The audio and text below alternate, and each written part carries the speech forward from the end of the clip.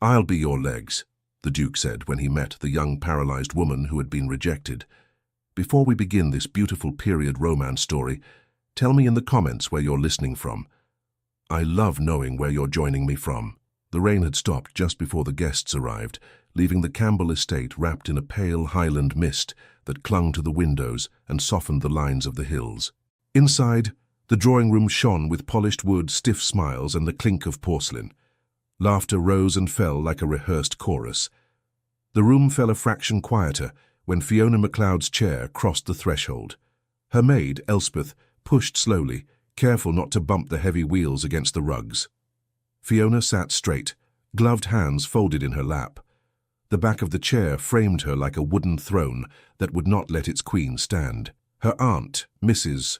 Morag MacLeod, walked at her side, chin high, voice bright with forced cheer. "Do keep your shoulders back, Fiona. You're not ill, you are only seated," she murmured through her smile. "I am aware, Aunt," Fiona replied softly. Dozens of eyes turned.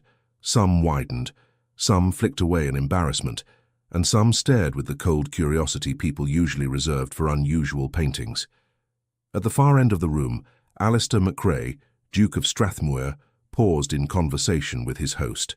He broke off a sentence in the middle and watched as the chair entered. He saw the girl in it first, before he saw the wheels.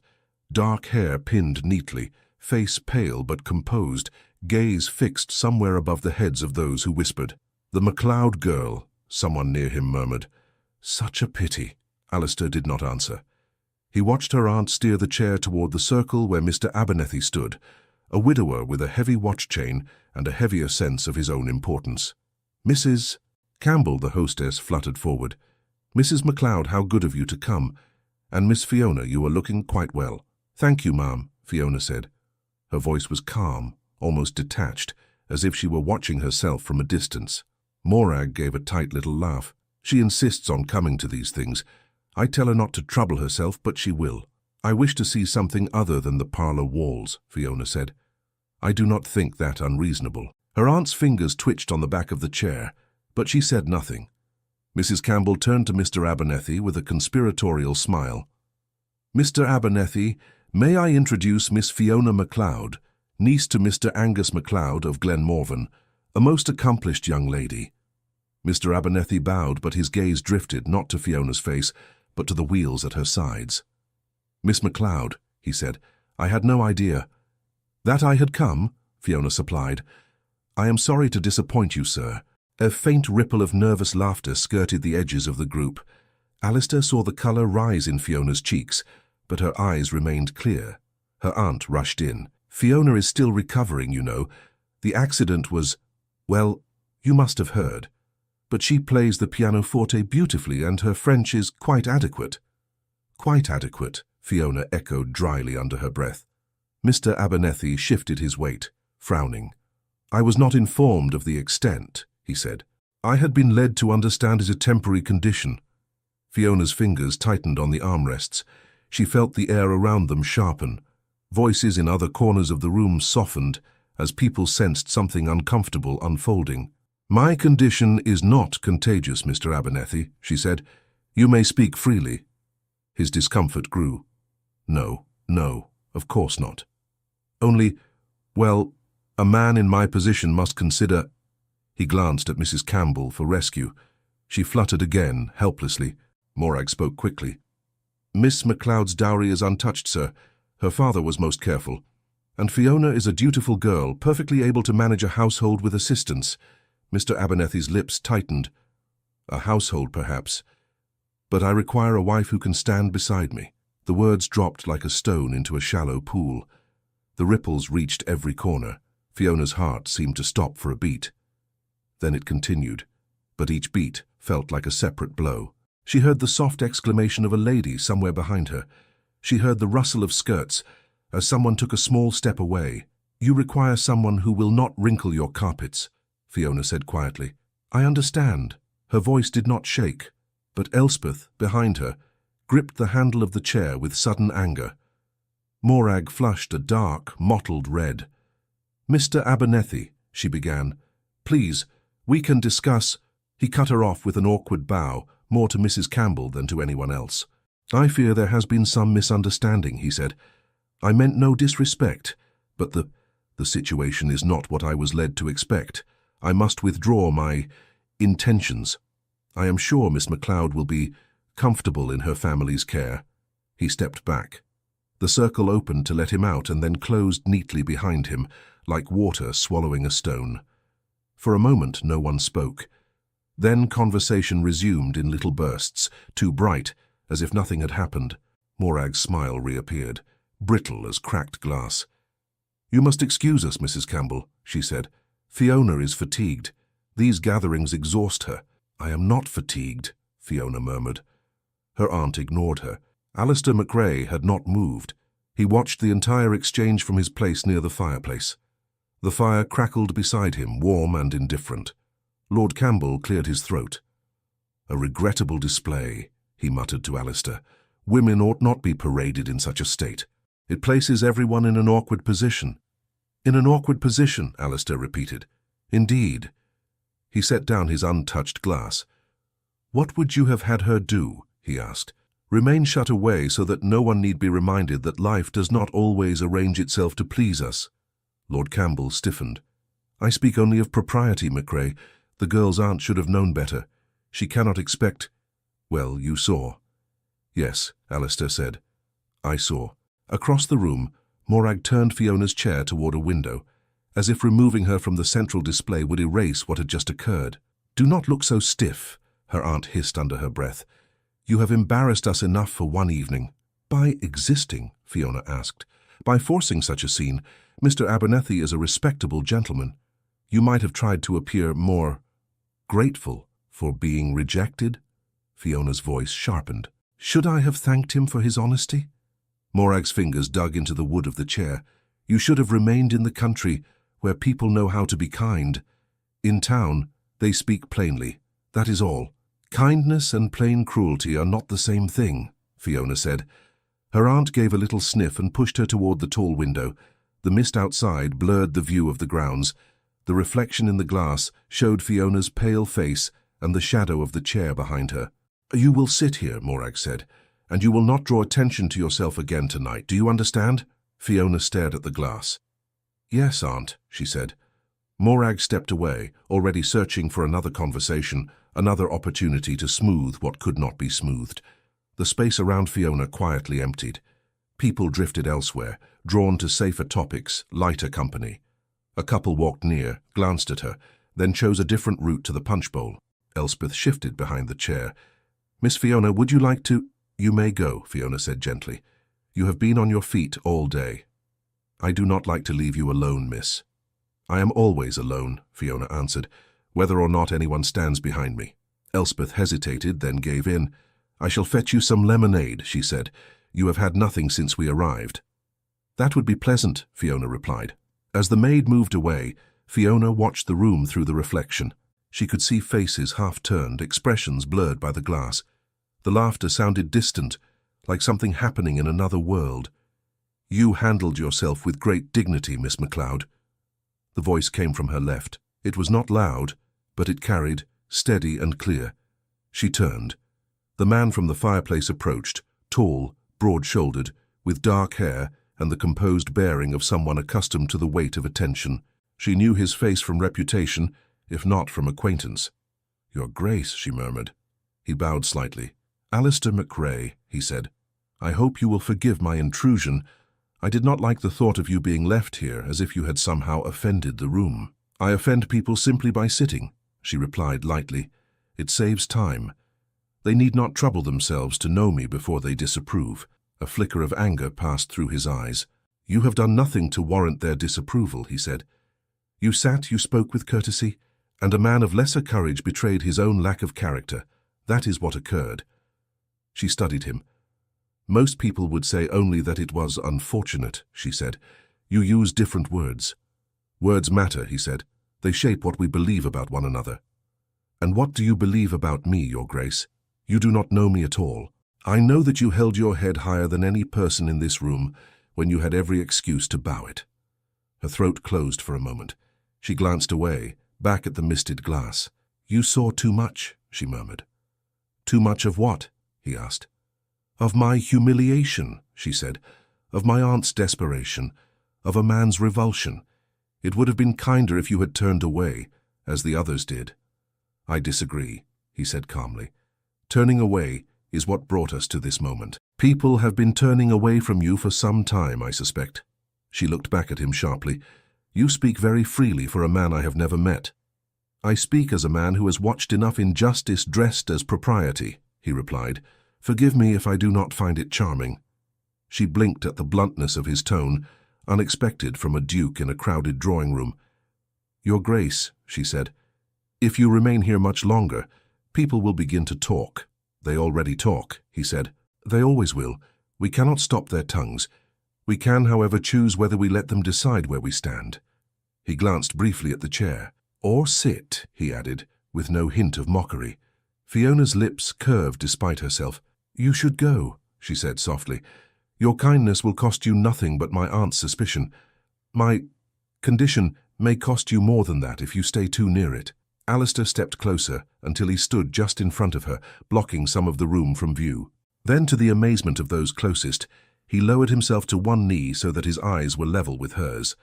The moving circle of conversation around them faltered. Heads turned. Fiona's heart slammed against her ribs. Your Grace, she breathed. What are you doing? Making a choice, he said quietly. If you must be seated, then so must I. It seems only fair. Her breath caught.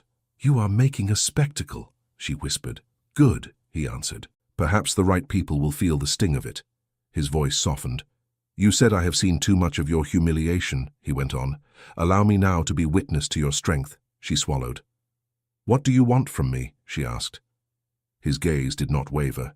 Nothing, he said. Only this. If the world insists on turning its back because your legs do not serve you, then I will not join it. I will stand where you cannot. I will go where you are barred. I will be your legs, Miss MacLeod, if you will allow it. The words hung in the air, startling in their simplicity. Fiona stared at him, heat rising to her face. Do not say such things lightly, she said. You are a duke. I am this. You are Fiona MacLeod, he said, and I do not speak lightly of anything. Somewhere behind them, Morag's voice cut through the murmur of the room. Your Grace, she exclaimed. Really? This is quite unnecessary. Fiona is perfectly capable of managing on her own. We do not wish to trouble you. Alistair did not look away from Fiona's face. Am I troubling you, Miss MacLeod? He asked. She opened her mouth, then closed it again. Her heart fought with her caution. You are confusing me, she said. A fair beginning, he replied, and a shadow of a smile touched his lips. Morag swept up to them, every line of her body stiff. Your Grace. I must beg your pardon, she said. Fiona is overtired. She becomes fanciful when fatigued. I have not had the leisure to become fanciful, Fiona murmured. Her aunt's hand clamped on the handle of the chair. You see? Morag gave a strained laugh. She will say anything. It is high time we return to her room. Alistair rose slowly to his feet, controlled, composed again. Mrs. MacLeod, he said, your niece is quite capable of saying what she means. Yes, of course, Morag said, not meeting his eye. But these matters are delicate. I am sure you understand. We are most grateful for your attention. Fiona felt the chair begin to move. Aunt, she said sharply, wait. Morag did not wait. Good evening, Your Grace, she said over her shoulder. You are too kind. Elspeth reappeared, lemonade trembling on her tray as she took in the scene. Miss Fiona. Come, Morag snapped. We are leaving. Now. Fiona twisted slightly, trying to look back. She caught a final glimpse of Alistair MacRae standing by the window, watching her go with a thoughtful, troubled expression. He inclined his head, a promise in the simple gesture. She lifted her hand a fraction in return before the chair was turned away. The carriage ride back to the Campbell guest wing was conducted in silence. Morag's jaw was tight, her eyes fixed on the darkness beyond the lamp-lit drive. Fiona stared at her gloved hands. Aunt, she said at last, why are you angry with me? Because you insist on drawing attention to yourself, Morag said sharply. Because you cannot be content with what is left to you. A duke, Fiona, a duke, kneeling at your feet in front of everyone. Do you have any idea what people will say? That he was kind, Fiona answered. That he was the only one who did not pretend I was invisible. Morag scoffed. They will say you ensnared his pity. That you sought it. That you trapped him into a display of chivalry. I did nothing, Fiona protested. I was sitting by a window as you instructed. The rest was not my doing. Your presence was your doing, her aunt retorted. I told you, these gatherings are no place for such reminders. You have changed everything for us, Fiona, everything. The words struck harder than Mr. Abernethy's rejection. Fiona turned her face toward the carriage window, her voice low. Do you imagine I wanted this? She asked. Do you think I chose to fall? Do not speak of it, Morag said quickly. There is no use in revisiting what cannot be altered. It was an accident, Fiona said. That is what you have always told me. An accident on a sound balcony. A simple misstep. Is that not what you said? Yes, Morag replied. And we shall not talk about it at a house party of all places. You know your uncle cannot bear the subject. Can you? Fiona pressed. Her aunt's mouth thinned. It does not matter what I can bear. We live with what we are given, that is all. They reached the guest corridor. Elspeth helped Fiona into the room reserved for her and lit the lamps. Morag stood in the doorway, her expression tired now rather than angry. You must try to understand, Fiona, she said. Your father's death, the fall, the debts, everything changed after that fall. We had to think of the estate, of survival. We did what we could. Fiona looked up sharply. After that fall, what, Aunt? She asked. Morag seemed to realize what she had said. A flicker of something like alarm crossed her face. Nothing, she replied quickly. I am tired. We shall speak no more of it tonight. Rest. Tomorrow, we must decide whether we return home at once or attempt to mend what can be mended here. She left before Fiona could ask another question. The door closed with a soft click. Elspeth fussed with the fire for a moment, then turned. Can I bring you anything, miss? She asked. No, Fiona said faintly. Only open the window a little. The air feels close. Yes, miss. The maid unlatched the window and pushed it up a few inches. The cool night slid in, carrying the scent of damp earth and heather. Shall I stay? Elspeth asked. Fiona shook her head. You have done enough for one day. Go, sleep. I am not made of glass. Elspeth hesitated. If you need me, call, she said. When she had gone, Fiona sat in the lamplight, listening to the faint sounds of laughter drifting up from the main rooms. Her aunt's words circled in her mind. Everything changed after that fall. She had not spoken of it in so long. The memory had become a locked door in her mind. Tonight the lock creaked. She had gone onto the balcony that day, seeking air just as now. Voices had floated from the corridor, her uncle's strained and another, lower, clipped. She had not caught the words, only the tone. She had stepped out, leaned on the railing she had leaned on 100 times before. Then the world had tipped. She stopped the memory there. She always stopped there. Her hands trembled on the armrests. She breathed slowly, trying to calm the racing of her heart. An accident, she whispered into the quiet room. It was an accident. The mist pressed against the window panes. Somewhere below, a horse stamped in the stables. Fiona's gaze drifted to the half-open window. The chill air brushed her cheeks. She frowned. Had she heard something? A faint crunch, like a footstep on gravel? Her room was on the first floor, overlooking a side courtyard. Anyone walking below might pass near her window. She listened. There it was again. A soft shift, the whisper of clothing, the murmur of a breath held and then released. "Who is there?" she called. Silence. She swallowed. "Is someone in the courtyard?" She tried again, louder. "Who is it?" For a heartbeat, nothing moved. Then she heard it clearly. The sound of swift, retreating footsteps fading into the mist. Fiona stared at the darkness beyond the sill, her pulse hammering, knowing that whoever had been there had heard far more than she had meant to say aloud. The morning after the Campbell gathering broke grey and dull, as if the mist had seeped into the corridors. Fiona did not sleep much. Each time she closed her eyes, she saw the railing give way, or heard again the soft retreat of footsteps beneath her window. Elspeth came in early, carrying a tray. "You look as though you never closed your eyes at all, miss," she said gently. "I blinked," Fiona said. "That counts for something." Elspeth set down the tray. "Your aunt says we are to go home today. She is in a great hurry. She says the air here does not agree with you. She means the company does not agree with her, Fiona answered. Elspeth hesitated. I heard things last night, she whispered. People in the servants' hall, talking about Mr. Abernethy, about the Duke. They all have their version. Of course they do, Fiona said. It is a new story to enjoy. Tomorrow there will be another. Some said the Duke meant to shame Mr. Abernethy, Elspeth went on. Some said he must be in love with you already. Fiona almost laughed. Men do not fall in love with women they just watched rejected like undesirable livestock, she said. The Duke is a decent man, that is all. Perhaps a reckless one. That is enough to set tongues wagging. Elspeth poured tea. Did you hear anything outside your window? Fiona asked suddenly. The maid blinked. Outside? When? After you left, Fiona said. There were footsteps. I called, but whoever it was ran off. Elspeth frowned. I heard nothing, she said. But the walls are thick and the wind makes its own music in these old places.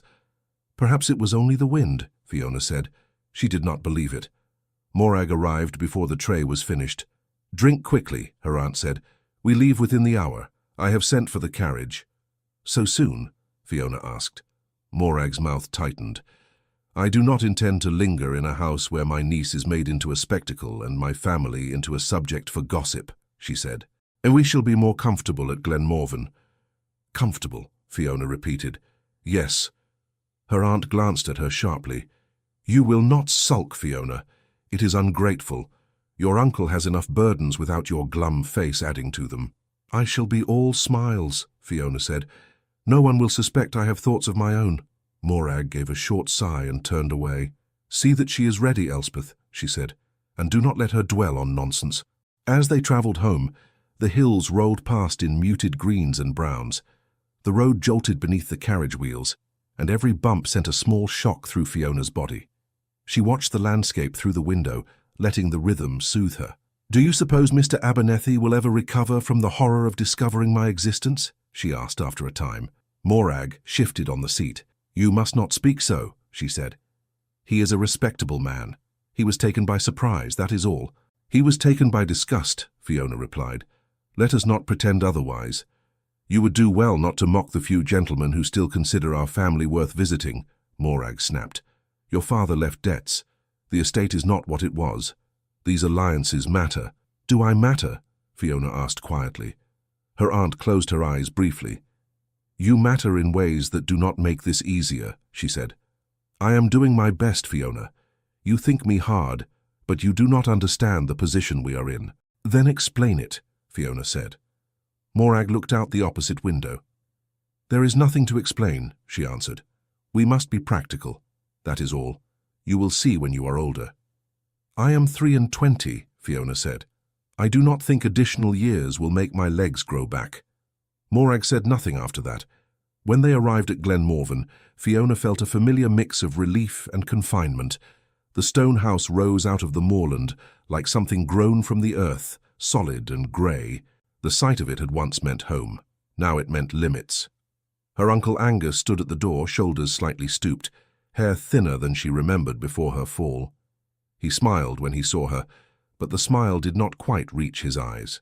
Fiona, lass, he said, coming forward. How are you? Did you enjoy the party? In a manner of speaking, she replied. He bent and kissed her forehead. You must not let it tire you, he said. You know these gatherings. Too much talk, no real substance. Like certain men, she said under her breath. Morag shot her a warning look and spoke brightly. We shall discuss it later, Angus. For now, let us get her inside. The road has been long. The familiar parlour welcomed them with its worn chairs and crackling fire. Fiona let Elspeth wheel her to her usual place near the hearth. Is there any news? She asked her uncle. Nothing that will interest you, he said. Rains have been hard on the lower fields. The tenants grumble. The factor says we must consider new leases. That interests me, she said. Angus shifted uncomfortably. There is no need for you to trouble yourself with such things, he said. Your aunt and I will manage. You have said that since father died, Fiona answered. The estate is my home as much as yours. I would like to know whether it is sinking under us. Morag intervened. There will be time enough to talk of crops and tenants, she said. For now, Fiona must rest. She looks pale. I always look pale, Fiona said. Her aunt ignored that and turned to Elspeth. Take her to her room, she ordered. I will send some broth. The days that followed settled into a pattern. Fiona rose, read, did her needlework, took short excursions around the house in her chair, listened to her uncle's reluctant talk about the estate. The memory of the Duke's kneeling presence at the Campbell gathering came back to her at odd moments, as if it belonged to another life. She told herself not to dwell on it. Men like him did not cross thresholds like hers more than once. It had been a moment of temper, of indignation. Nothing more. 3 days after their return, a footman entered the parlour while Fiona was reading. "A card for you, miss," he said. "For me?" she asked. Her aunt looked up from her mending. "From whom?" Morag demanded. The footman presented the silver tray. Fiona took the card. The seal was dark red, the impression clear. "Strathmore," she said softly. Morag's head snapped up. "Let me see that." Fiona turned the card over and read the neat hand. "His Grace, the Duke of Strathmore, presents his compliments to Miss Fiona MacLeod and requests permission to call upon her at Glenmorven at her convenience." She swallowed. "There is more," she added. "He writes that he has come into possession of a volume on recent medical approaches, which he believes may be of interest to me." "Oh ho," Angus said, trying for a jovial tone. "The Duke himself, that is an honour." Morag's mouth was a thin line. "Medical approaches," she said. How thoughtful. Fiona's stomach twisted. "It is a kindness," she said. "One I did not ask for." "That is what troubles me," her aunt replied. "Kindness from a man in his position is seldom without consequence. People will talk. They already talk." Angus scratched his chin. "Morag, we cannot refuse a duke," he said. "It would be an insult. Besides, what harm can there be in a simple visit? The man is known for his sense of duty. He is no reckless youth." Morag glared at him. "You think we should welcome attention that we did not seek?" she asked. "You think we should let Fiona be seen as some sort of pet project for a nobleman who wishes to polish his conscience?" Fiona spoke quietly. "Would you rather I remain a burden that no one sees at all?" Her aunt turned to her. "I would rather you did not mistake charity for devotion," she said. "I am not fool enough to confuse the two," Fiona replied. "I know the difference quite well." Angus raised his hands in a placating gesture. "Let us not quarrel," he said. "The letter has been sent. We must answer. Morag, you may word the reply as you see fit, but we cannot tell him no." Morag pressed her lips together, then exhaled. "Very well," she said. "We shall receive him. Once. And you, Fiona, will remember that your position is not the same as other young ladies. There will be no fantasies." Fiona met her gaze. "I have learned to live without fantasies," she said. When the day came, the house hummed with a subtle nervousness. Floors were swept twice. The one good tea service came out of the cupboard. Morag wore her best dress and arranged Fiona's shawl with brisk adjusting touches. "Sit straight," she instructed. "If you must be seen, you shall be seen at your best." Angus hovered by the window. "He is approaching," he said. "Fine horses. Good hands on the reins." Fiona closed her fingers around the arms of her chair. Her heart beat faster, and she despised herself a little for it. The door opened. The butler announced him with careful ceremony. His Grace, the Duke of Strathmore. Alistair entered with an easy, controlled stride. His gaze went first to Fiona, as if he had come for no other reason. He bowed to her, just enough to honour her without making a show of deference. "Miss MacLeod," he said, "thank you for permitting me to trespass upon your hospitality." "It is we who are honoured, Your Grace," Fiona replied. "Glenmorven is not accustomed to such distinguished visitors." Angus stepped forward. "Your Grace," he said, "Angus MacLeod, we are grateful you remembered us after the Campbell's gathering." Alistair shook his hand. "I do not easily forget what I see," he said. Morag gave a stiff curtsy. "Your Grace," she said, "Morag MacLeod, we hope your journey was not too rough." "On the contrary," he answered. "The road was quite tolerable. Your lands are pleasing to the eye." They exchanged a few more formal phrases. Then Angus, sensing the weight in the room, clapped his hands lightly. "Perhaps the ladies and your Grace would prefer the parlour," he said. "I must attend to some estate matters, but I shall not be far." He withdrew gratefully. Morag led the way to the smaller sitting room, where the fire burned and the tea tray waited. Elspeth had placed Fiona where she could see both the door and the window. Alistair took a chair near her, not directly opposite like a judge, but at an angle that made conversation easy. He carried a wrapped parcel. "I brought the volume I mentioned," he said. "It is a work by a physician from Edinburgh.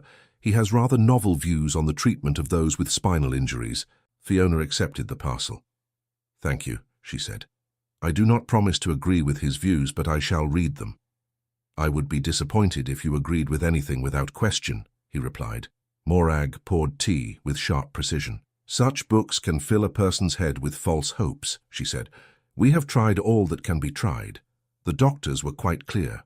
"I do not offer the book as a promise of cure," Alistair said calmly. "Only as an acknowledgement that Miss MacLeod's mind is not confined, whatever her body may be.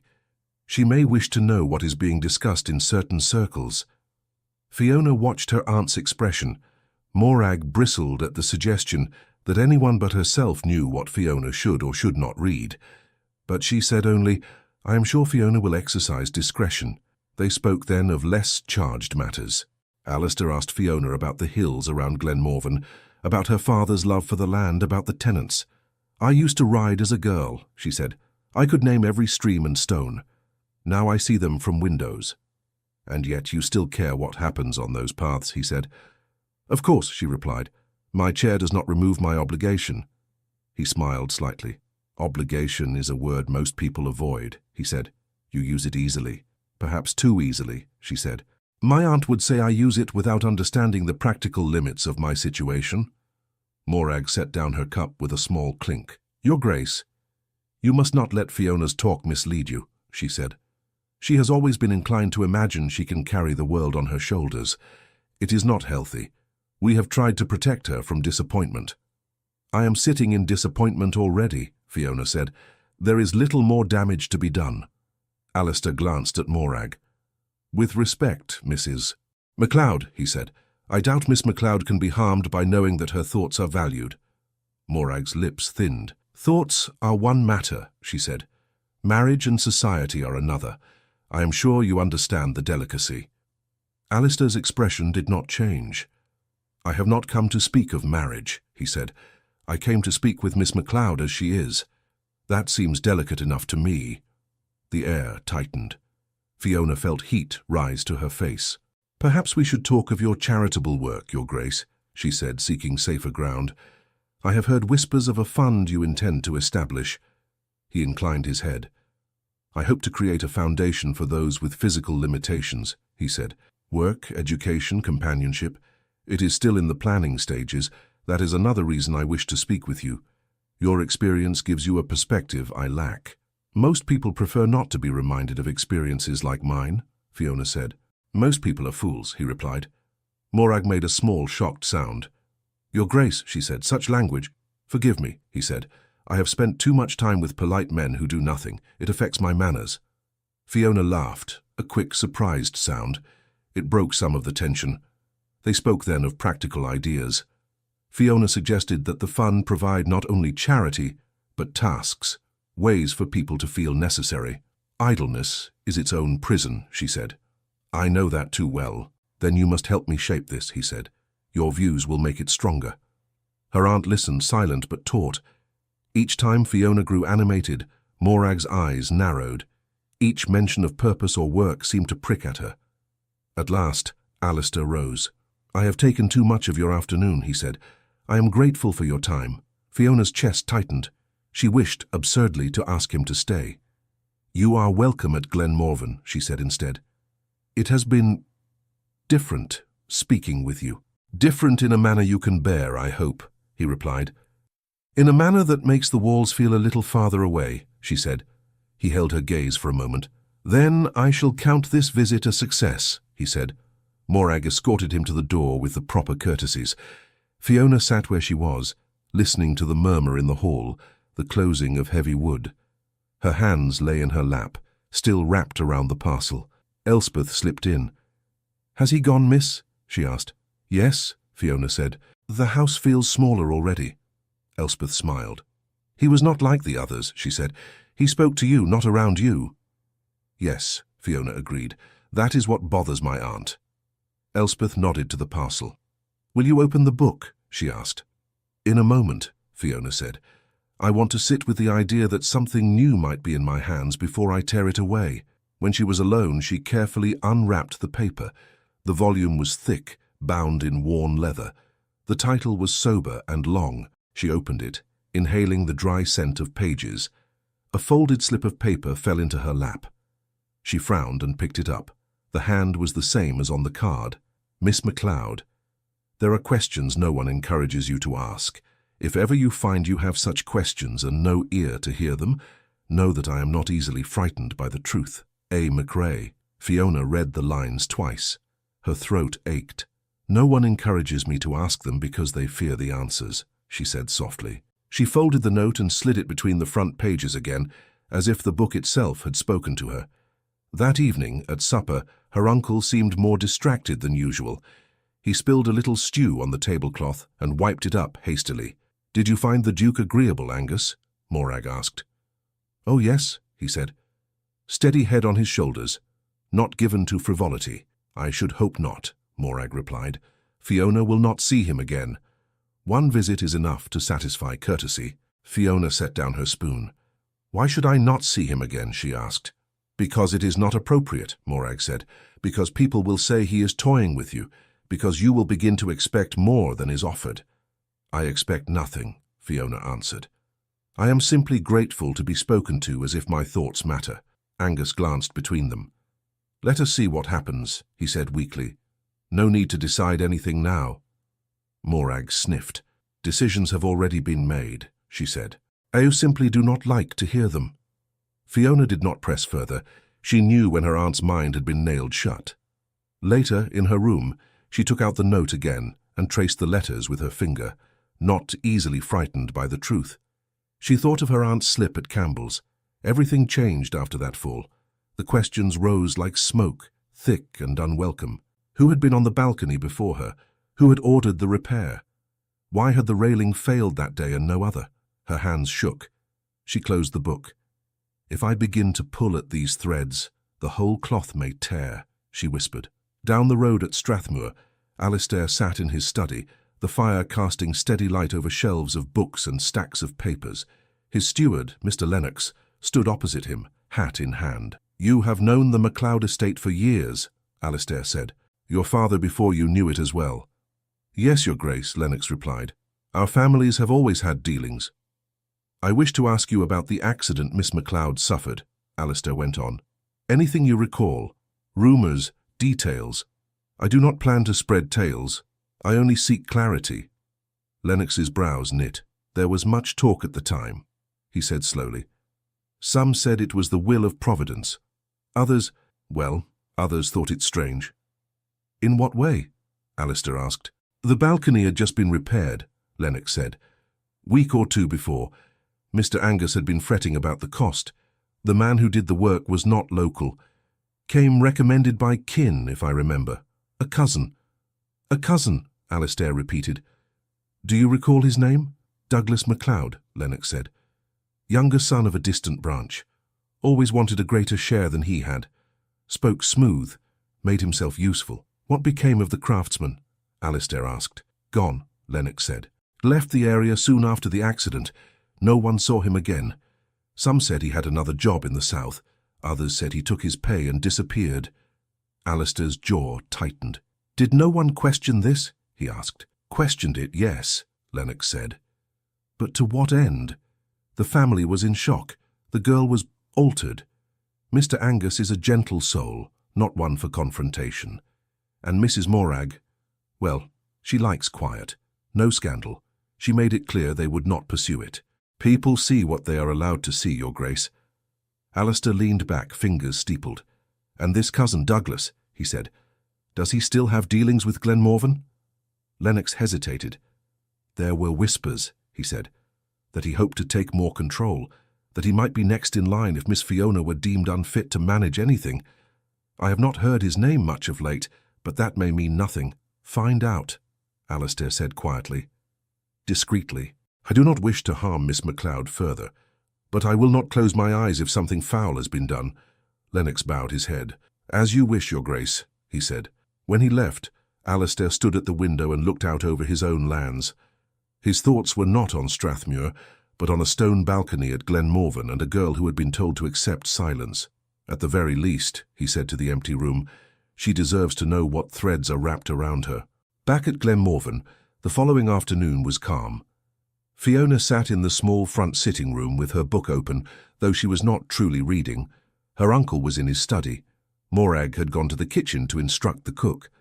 Elspeth was mending in the corner. The sound of wheels on gravel reached them. Elspeth looked up. "Expecting anyone, miss?" she asked. "No," Fiona said. Morag's voice floated from the hall. "Who is that? We are not prepared for callers." A few moments later, the butler's voice sounded, strained but formal. "Mr. Douglas MacLeod." Fiona's hands froze on the book. She lifted her head. Her cousin stepped into the sitting room a moment later, all smiles and smooth charm. He was of middle height, with pleasant features that somehow never seemed to match his eyes.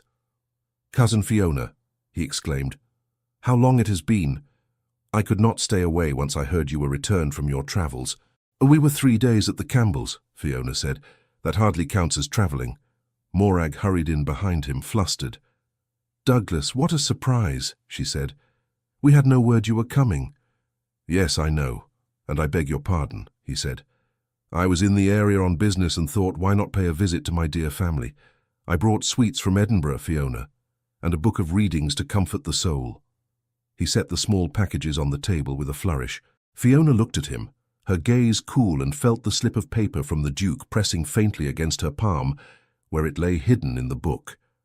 Not easily frightened by the truth, her fingers trembled on the note hidden in her lap as she lifted her gaze to meet the man she had always associated with unease. Douglas MacLeod's smile never quite reached his eyes. He moved into the room as if he owned a portion of the air.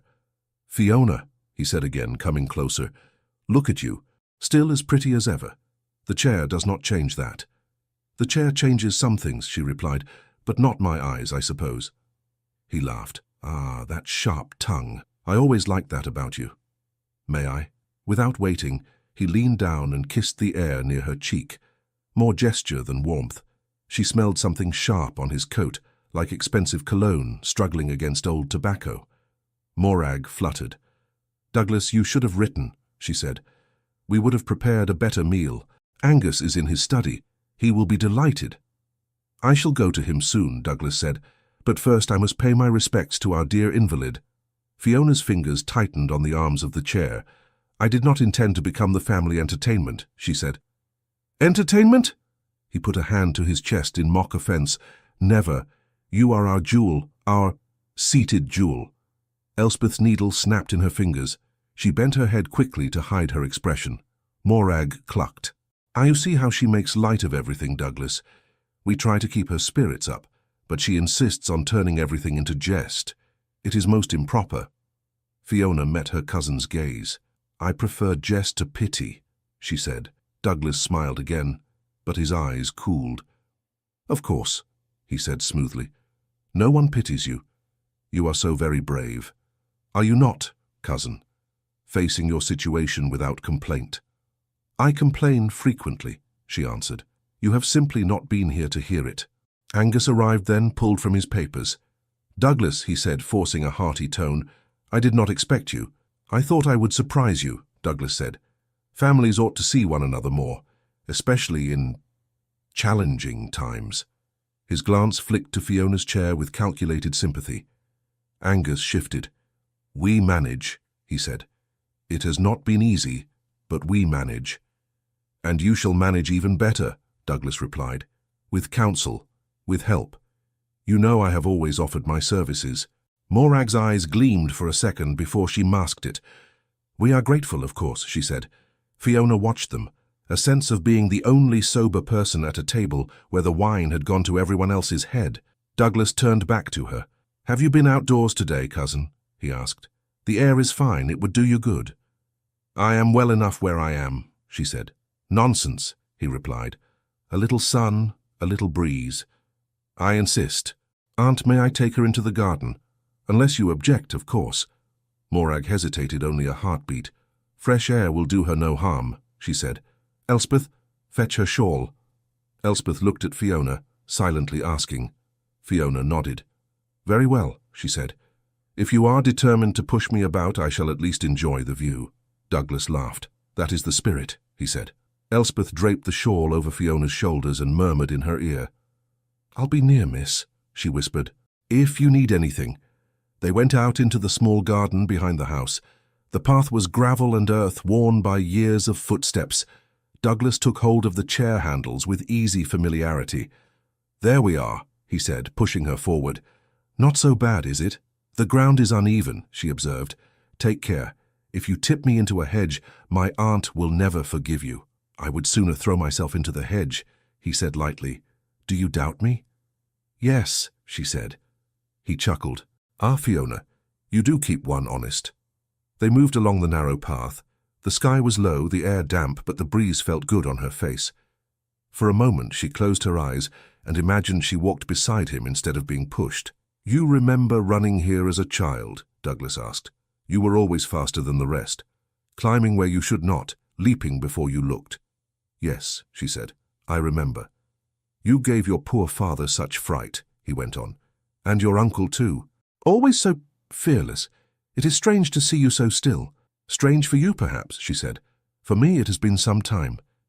He steered her toward the old yew near the back wall. The path dipped slightly. Careful, she said. I see it, he answered. The wheels rolled over the dip. For a second the chair rocked. Fiona's stomach lurched. Douglas steadied it with a firm grip. There now, he said. You are safe. You see, you must trust me. She looked back over her shoulder. I trust what I can see, she said. I have learned not to lean too heavily on what is supposed to be safe. Ah, he said, you speak of the balcony. Her breath caught. How else would you be so cautious of every little tilt, he continued. Your fall has made you wary, understandably. Have you spoken of it with my uncle? She asked. Oh, we have discussed it, Douglas said. He blames himself for not maintaining the house better. I tell him it was Providence, a test. We must all accept what is given. Providence, she repeated. Yes, he said. Some are called to great strength, others are humbled. Perhaps your courage was always meant to be shown from a chair rather than a ballroom floor. She stared ahead. That is a convenient way to think, she said. It absolves everyone. He laughed softly. You see traps everywhere, he said. And yet here I am, pushing you where you wish to go. Where do you think I wish to go? She asked. He leaned down, his breath near her ear. Wherever you are allowed, he said, which for now is here. His hands on the chair handles felt too close, too possessive. She swallowed. Tell me, she said, how long will you stay at Glenmorven? Does my company trouble you? He asked. Yes, she answered. It always has. He laughed again, but this time there was a hard edge under it. You wound me, he said. I came to help. You will see. There are many decisions ahead. Leases, sales, arrangements. Your uncle needs steady guidance. And you are steady? She asked. As stone, he said. You, dear cousin, can rest. It is not for you to fret over ledgers and fields. You have enough to carry. I do not rest easily while others make choices for me, she said. Then you will have to learn, he replied. We cannot always have what we wish. Sometimes others must decide what is best. They reached the end of the path. The ground sloped slightly toward the old boundary wall. The stones were damp. Moss clung to them. Douglas paused. You know, he said, if this path were any steeper, we should have to be quite careful. A single push the wrong way, and this chair could go anywhere. He said it casually with a small smile. Fiona's heart gave a sharp, painful thud. She turned her head enough to see his profile. Calm, amused. Fortunately, she said slowly, you are here to keep me safe. But of course, he replied. What else is family for? They went back to the house soon after. Fiona's hands were cold by the time they re-entered the sitting room. Elspeth hurried to take the shawl. Did you enjoy the air, miss? She asked. It was bracing, Fiona said. Douglas clapped her uncle on the back. Your garden is in need of tending, Angus, he said. The paths could use smoothing. We cannot have our dear Fiona jolted more than is necessary. Money does not grow on the hedges, Angus muttered. Douglas smiled. There are ways, he said. We shall talk. Fiona wheeled herself a little away, needing space. Her thoughts were like scattered pieces of glass. She touched the book on her lap, feeling the folded note within. Not easily frightened by the truth, she was frightened, But the fear was beginning to turn into something else, a tight, simmering resolve. Days passed. Douglas remained at Glenmorven, installed in a guest room as if he belonged there. He walked the fields with Angus, examined accounts, spoke in low tones with Morag. Fiona saw their heads bent together more than once. She listened when she could. Fragments reached her. Cannot manage this alone. If she had married, it would be different. No choice. We must think of the estate. She began to feel as if the walls themselves were full of secrets. At Strathmuir, Alistair moved through his duties with one part of his mind and kept the other fixed on Glenmorven. Lennox returned after several days of quiet inquiry. "You asked about Douglas MacLeod, Your Grace," he said. "I have what little there is." Alistair gestured for him to sit. "Tell me," he said. "Douglas is known for being ambitious," Lennox said carefully. "He has no great property of his own. A small allowance, little more. He spends more than is wise, plays the genial cousin where it suits him, always speaks of helping at Glenmorven." "And the balcony?" Alistair asked. "I spoke to a man who once worked there," Lennox said. "He left service after the accident. Did not like the feeling of the place," he said. "He remembers the repairs, says the railing seemed sound enough, but he also recalls that Mr. Douglas was there that morning, arguing with Mr. Angus in the corridor." Alistair's attention sharpened. "Did he hear the words?" he asked. "Not all," Lennox answered. "Something about no other way, and she will never manage this. He says Miss Fiona came by shortly after. She smiled and went out to the balcony. A few minutes later, the crash. Alistair's hands closed around the arms of his chair. "And no one pressed further?" he asked. "The man tried to speak once," Lennox said. "Mrs. Morag shut him down, told him it was blasphemy to question Providence, that if he wanted to keep his position, he would hold his tongue. He chose instead to leave quietly." Alistair exhaled slowly. "So we have suspicion, convenience, and silence," he said, "but nothing that could stand in a court." "No, Your Grace," Lennox replied, "only a foul smell." Alistair nodded. "Thank you. You have done well. Say nothing of this to anyone, not even in passing." "Of course," Lennox said. When he was alone, Alistair paced the length of the study. He saw again Fiona's face at the Campbell gathering, the way she had held herself together under open rejection. He heard her voice, steady despite the humiliation. She deserved more than half-truths and pious phrases. He sat at his desk and took up his pen. "Miss MacLeod, if you will indulge my impertinence, I should like to call again at Glenmorven to speak with you regarding the charitable fund we discussed. Your counsel would be of great value. A. MacRae." He hesitated only a moment before sending the note. At Glenmorven, the card arrived during breakfast. Morag's lips pressed together when she read it. "Again," she said. "The man persists." Angus looked nervous. "Well, we cannot very well shut the door in his face, Morag," he said. "It would be an insult. Folk would think us mad." "Perhaps we are," Morag muttered. "Fiona, do you wish to see him?" Every part of Fiona's chest answered yes before her mind could scold it. "I do," she said simply. Douglas lifted his brows. "Ah," he said from his place at the table. "The Duke returns. You have made quite an impression, cousin." "I did nothing," she replied. "He chooses his own path. Men of his rank are rarely so attentive without reason," Douglas said. "One wonders what he seeks." "Conversation," Fiona said. "Apparently that is considered rare treasure." Douglas smiled thinly. "We shall see," he said. When Alistair came, Douglas was conveniently still in residence. He greeted the Duke with effusive politeness. "Your Grace," he said, bowing just low enough. "What an honour to see Strathmuir's master at Glenmorven. We are all in your debt for taking such an interest in our dear cousin." Alistair returned the bow with measured courtesy. "Mr. Douglas MacLeod, I presume," he said. "I have heard of you." "Only good things, I hope," Douglas replied. "Rarely is any man spoken of entirely in one manner," Alistair said, "but I prefer to form my own impressions." Fiona watched the exchange from her place near the fire. The two men did not raise their voices, but the air between them felt suddenly sharper, like a thin, invisible blade. They went into the parlour again. Tea appeared as it always did when anything uncomfortable threatened. Douglas chose a chair not far from Fiona, as if to place himself between her and the Duke. I have been advising my uncle on some estate matters, he said. I try to relieve him where I can, he carries so much. A heavy burden, Alistair said. A man must choose his advisers with great care. Indeed, Douglas replied. That is why family is so valuable.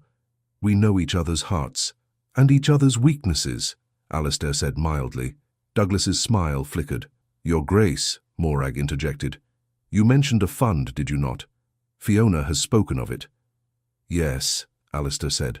I hope to hear more of her thoughts, if that is acceptable. Morag hesitated. Douglas spoke first. But of course, he said, we would not wish to stand in the way of such charitable work.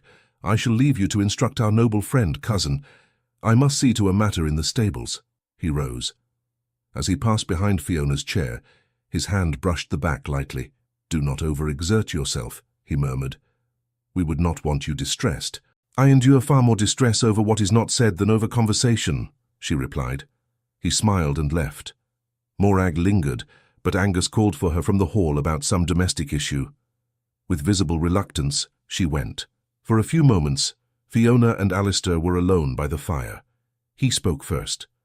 Is it wise to leave us without a chaperone? He asked lightly. Elspeth is in the next room, Fiona said. She hears everything.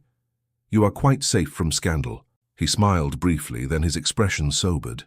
How have you been? He asked. As one is, she said. I read. I think too much. I am pushed about the garden by people who speak of Providence. His gaze sharpened. Douglas? He asked. Yes, she said. He has been attentive, and you do not welcome it, he observed. I do not trust it, she replied, but my aunt sees him as a rope thrown to a drowning man. She does not ask who holds the other end. He studied her face. Miss MacLeod, he said quietly, I would ask you something that may reopen an old wound. You are free to refuse. She drew a slow breath. Ask, she said. On the day of your fall, he said, do you recall anything unusual? Any voices, any words before you stepped onto the balcony? Her heart began to pound. Why do you ask? She whispered. Because I am not convinced the railing broke by chance, he said gently. Because I have heard fragments of things which trouble me. And because you deserve at the very least the chance to speak what you may have buried. She closed her eyes for a moment, gathering herself. The room seemed to narrow around her. There were voices in the corridor, she said at last. I told myself for months that I had imagined them. That memory plays tricks, but they were there. Whose? He asked. My uncle's, she said. And another, lower, sharper, like a knife drawn along a stone. Douglas, Alistair said. She opened her eyes. Yes, she whispered. Douglas. What did they say? He asked. I did not hear it all, she said. I was not trying to listen. I only caught pieces as I passed. My uncle said something about, there must be another way. The other voice said, she will never manage this. She will ruin us. You must accept what is necessary. Her hands shook. I stepped out then, she continued. I remember thinking I would ask my uncle later what had troubled him. I leaned on the railing. It gave way. That is all. That is not all, Alistair said softly. That is the center of a web. I have never told anyone, she said. Not my aunt, not my uncle. They would say I was seeing patterns where there are none. That to suggest such a thing is wicked. That God sends trials and to question their means is blasphemy. He leaned slightly closer. Do you believe that? He asked. She looked at him, her eyes bright. I believe God does not need Douglas's help to arrange my suffering, she said. But belief and proof are not the same. I have only my fear. That is not enough to accuse him. You have more than fear, Alistair said. You have memory. You have the timing. You have the repairs. You have the man who recommended the craftsman. They make a pattern. What will you do with that pattern? She asked.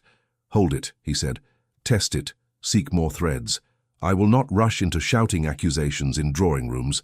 That would harm you more than anyone. But I will not pretend I see nothing. She swallowed.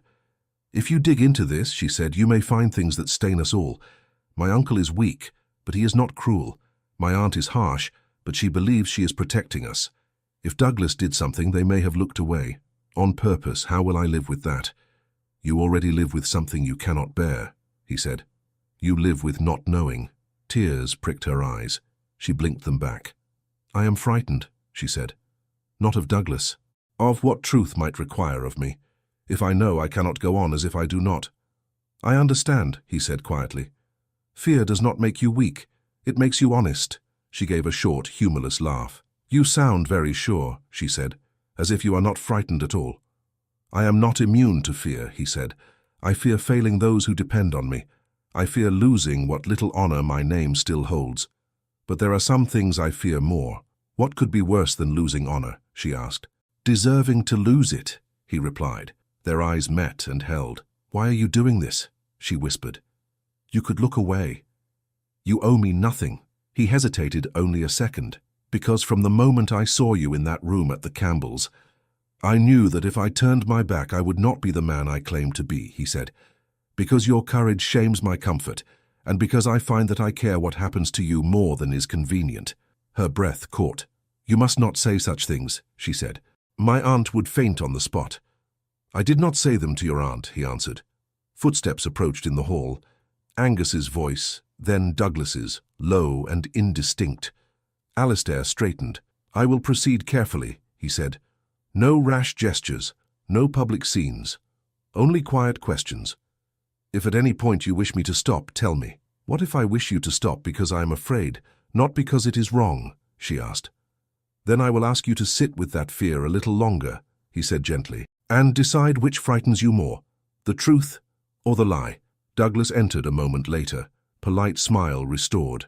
I hope I have not deprived you of Miss Fiona's wisdom for too long, Your Grace, he said.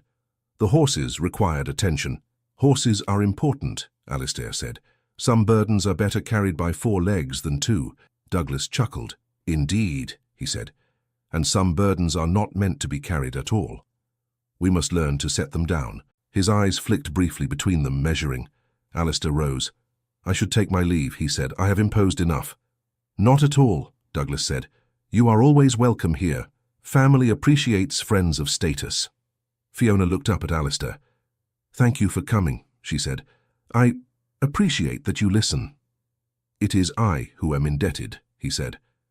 You have given me more to think about than any council I have attended this month. He bowed over her hand, his touch brief, warm, steady. Then he turned and walked out with Douglas at his side. In the corridor, away from Fiona's hearing, Douglas dropped some of the charm. You take a great interest in my cousin, Your Grace, he said quietly. Some might say, too great. I do not answer to some, Alistair replied. Douglas smiled without mirth. Misplaced chivalry can lead a man into waters that drown him, he said. Family matters are murky. Best left undisturbed. Stagnant water breeds illness, Alistair said. I prefer currents. They may be colder, but they are clean. Douglas stopped near the front door and turned to face him fully. Allow me to be frank, he said. The MacLeod estate is fragile. Any hint of scandal would shatter it. Fiona is already pitied. If people begin to think there was wrongdoing, her name will be the first destroyed. Is that what you wish? To save her by ruining her? I wish her to live in truth, Alistair said. If that truth implicates you, Mr. MacLeod, that is not my doing. Douglas's eyes hardened. Careful, Your Grace, he murmured. You may find that pulling at threads unravels more than you intended. Even for a duke. He stepped back and opened the door. Safe journey, he said pleasantly. Alistair left without further word. The ride back to Strathmuir felt longer than usual. His thoughts ran in circles. When he arrived, the household settled around him with its usual efficient quiet. Late that evening, as he sat in his study, his valet knocked. An envelope for you, Your Grace, he said. Delivered by a boy. He said he was paid to bring it and knew nothing more. Alistair took it. There was no seal, only his name in a neat, careful hand. He opened it and read, Leave the MacLeod business alone. If you continue to pry, you will drag your own name into disgrace alongside hers. Some truths are not fit for a duke. Let sleeping ghosts lie, and no one need be haunted. There was no signature.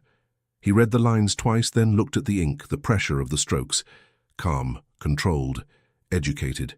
He sat very still, the paper in his hand, and understood that whatever choice he made now would change both their lives. Alistair read the letter twice.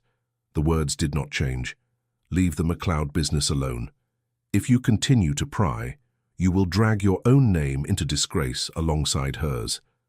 Some truths are not fit for a duke. Let sleeping ghosts lie, and no one need be haunted. He set the page on the desk and stared at it. His valet hovered by the door.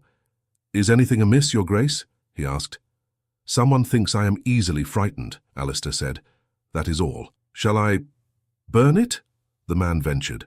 "No," Alistair answered. "File it with the others. I like to know what kind of ghosts people think they can summon." When he was alone again, he spoke into the quiet room. "If I turn away now," he said, "I deserve every word this paper threatens." The next morning he rode to Glenmorven without sending a card first. Courtesy could wait. His temper, held tight all his life, had sharpened into something cooler, more focused. The butler looked startled when he opened the door. "Your Grace," he stammered, "we were not expecting—" "I know," Alistair said. "Is Mr. Angus MacLeod at home?" "Yes, Your Grace, in his study." "Announce me to him only," Alistair said. "No one else." The butler nodded and hurried away. Angus came out into the hall a moment later, looking flustered and wary. "Your Grace," he said, "is something wrong? You look determined." "I must speak with you privately," Alistair said. "Now, if you please." Angus swallowed. "Of course," he replied. "Come in. We shall not be disturbed." The study was small, lined with shelves that held more dust than books. Papers lay in uneven piles on the desk. Angus closed the door carefully and set the latch. He tried for a smile. "Will you take a seat, Your Grace?" he asked. Alistair did not sit at once. He looked around the room, then back at Angus. "How long have you been afraid in this room?" he asked quietly. Angus blinked. I do not understand," he said. "Yes, you do," Alistair replied. "You have been afraid since the day your niece fell from the balcony. Perhaps longer. It has shaped every choice you have made." Angus's shoulders sagged. He sank into the chair behind the desk. "What have you heard?" he asked, voice hoarse. "I have heard that the balcony had been repaired shortly before the accident," Alistair said. "That the craftsman disappeared afterward. That he was recommended by your cousin Douglas. That there was an argument in the corridor that morning. No other way," he said. "You must accept what is necessary. And that when the railing gave way under your niece, you welcomed the explanation of Providence, because it required less from you than the truth." Angus stared at him, eyes widening. "Who told you that?" he whispered. "A man who once served here," Alistair said. "And Miss Fiona herself. She remembers more than you think." Angus covered his face with his hands. "I knew this would come," he said. "I prayed it would not, but I knew." "Did you order the railing to be weakened?" Alistair asked, his voice even. "No." Angus dropped his hands, horrified. "By all that is holy, no, I would never. I am a coward, Your Grace, but not that kind of villain. I refused anything of the sort. I swear it." "But Douglas was involved," Alistair said. "You allowed him into the heart of your affairs." Angus nodded miserably. "I was drowning," he said. "Your Grace, the debts, the mismanagement, my brother's death. I was never meant to hold the reins. Douglas came with solutions. He spoke confidently. He said he could arrange repairs cheaply. He knew men who owed him favors." "And the morning of the fall?" Alistair pressed. "I confronted him," Angus said. "I had heard whispers. The railing had been altered more than I expected. I asked him what he had done. He told me I imagined things, said I had no proof, said if Fiona ever ran this place we would all be ruined. He spoke of her as if she were a child, as if her mind were as broken as her body. I told him no harm must come to her. He said, 'Then do nothing, and all will resolve itself.' And then she fell," Alistair said. Angus's voice broke. "I heard the crash," he said. "I ran. She lay there, not moving. Morag screamed. The servants stared. Douglas was there, saying, 'The railing gave way. How terrible, it must have been rotten.' And I let him say it, I let it stand, I let them call it an accident." "Did you truly believe it?" Alistair asked. "I told myself I did," Angus said, "because the alternative was too monstrous. If I had questioned, if I had accused, there would have been scandal, inquiries, courts. Fiona's name dragged through every ugly whisper. The estate ruined. I convinced myself that silence was mercy, but I wake in the night and hear something else. My own cowardice shouting louder than my conscience. Alistair's jaw tightened, but his voice stayed calm. Whatever Douglas intended, your silence has protected him, he said, and it has imprisoned Fiona in a story she did not choose. Angus dropped his head. I know, he whispered. I do not know how to free her now without breaking her. You underestimate her, Alistair said. She is stronger than you, Mr. MacLeod. She has lived with the suspicion alone. She can live with the truth if she is not left alone in it. Angus looked up slowly. What would you have me do? He asked. Expose Douglas? Take him to court with no proof but shadows and a vanished craftsman? It would destroy us all. I have no desire for public trials, Alistair said. What I want is simple. Douglas must be removed from Glenmorven and from any claim to it. He must renounce all involvement in your affairs and go somewhere his ambition can harm no one with such ease. Quietly, but firmly. And if he refuses? Angus asked. Then I will no longer be quiet, Alistair said. And I suspect he knows his position would not withstand daylight. Angus swallowed. You would stand on our side, and he asked, even if the mud splashes up onto your own name? I would stand on Fiona's side, Alistair replied. The older man nodded slowly. I have failed her, he said. I may not know how to be brave in public, but I can at least be brave here once. Call him. We will speak together. Later that day, Douglas was summoned to the study. He entered with his usual smile. Uncle, you look as if someone died, he said lightly. What gloom is this? His gaze fell on Alistair, who stood near the window. Your Grace, he added. I did not know you were still here. I had business, Alistair said. Douglas looked between them. What business? He asked. Angus gestured to a chair. Sit, Douglas, he said. His voice was different now, tired, but steadier. Douglas sat slowly, measuring the room. Has something happened? He asked. Yes, Angus said. My conscience has decided to wake. Douglas's smile faltered. I do not follow, he said. Alistair spoke calmly. We are here to discuss Fiona's fall, he said, and your part in it. Douglas laughed, a small, hard sound. My part, he said. I was as shocked as anyone. You know that, Uncle. Do not lie, Angus said quietly. Not today. Douglas's eyes narrowed. You forget yourself, he said. You have no proof. Only grief. I have enough, Angus said. The repairs you arranged, the argument in the corridor, your words about no other way, the craftsman who vanished, the railing that held for years and then failed the day after you assured me all was safe. Douglas leaned back, folding his arms. This is madness, he said. You want a villain. You have chosen me. How convenient. Convenience has nothing to do with it, Alistair said. Your pattern of behavior fits too neatly. You pressed for more control. You spoke of Fiona as unfit. Now you lurk around her chair discussing providence and necessity. I have little patience for such coincidences. Douglas held his gaze for a long moment. Then he shrugged. Very well, he said softly. Let us suppose, for argument's sake, that I believed Fiona's condition inevitable, that I thought her too headstrong for her own good, that I considered the estate in danger under her hand. What of it? You are asking the wrong question, Alistair replied. The question is, what you did. Douglas's jaw tightened. I did nothing with my own hands, he said. I did not push her, I did not break the rail, I arranged for repairs. I trusted the man to do honest work. If he did not, it is hardly my crime. Yet you paid him through channels that do not appear in the main accounts, Angus said. I saw the slips. Money missing here, appearing there. You told me not to concern myself. I did as you said. That was my sin. Douglas's eyes flashed. I spared you the details, he said. You were drowning in them. You could not manage a child's allowance, let alone an estate.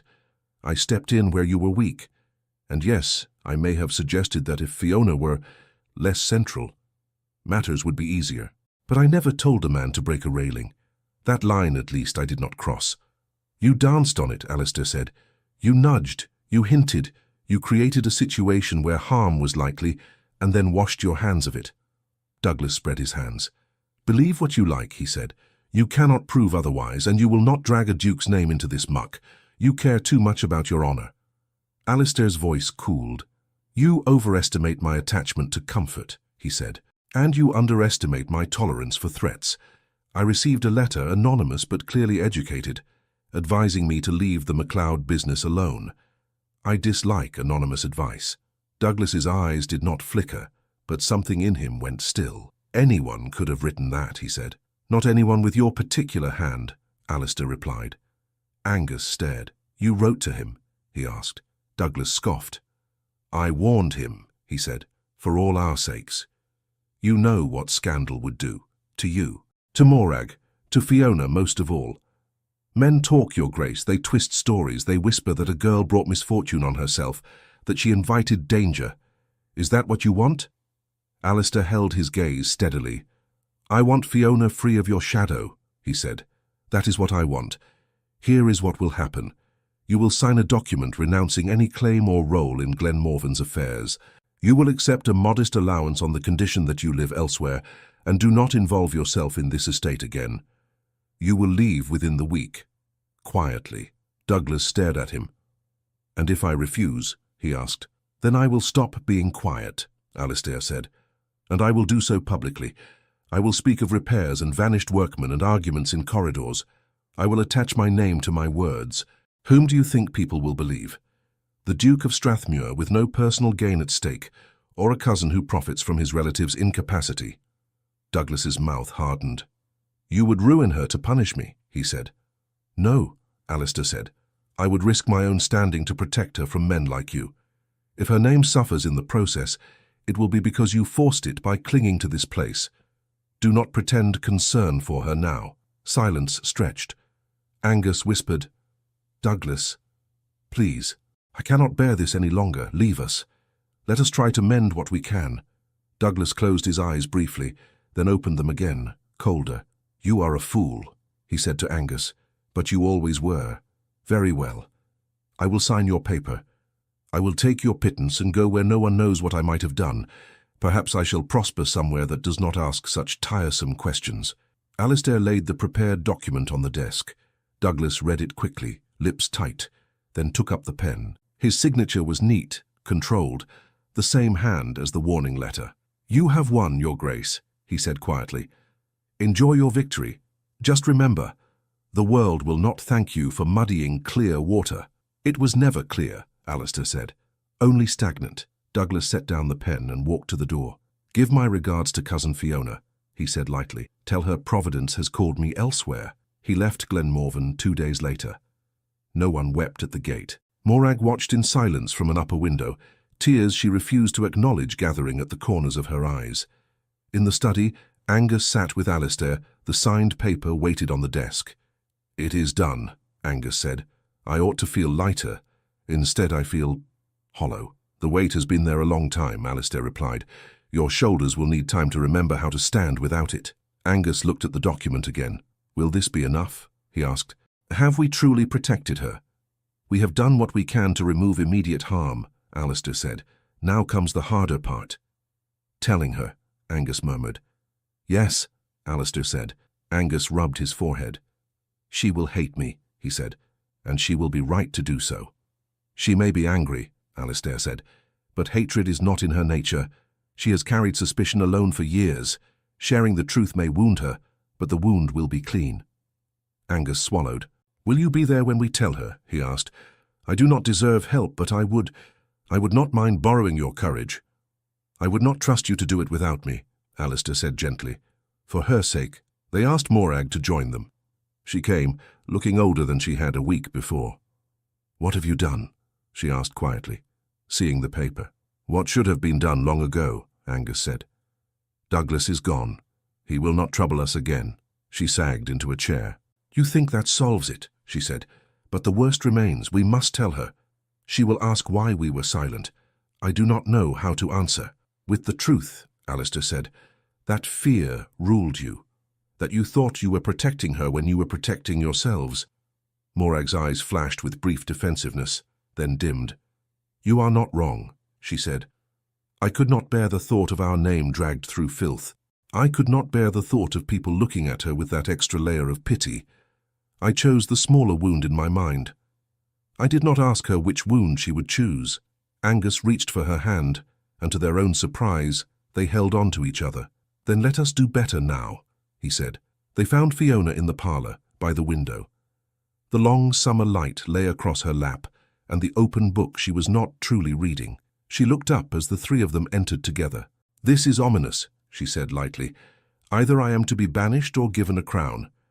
"Neither," Angus said, "but we must speak with you. May we sit?" "Of course," she said, suddenly wary. Alistair took a place slightly behind and to the side, not in front of her. Angus and Morag sat opposite.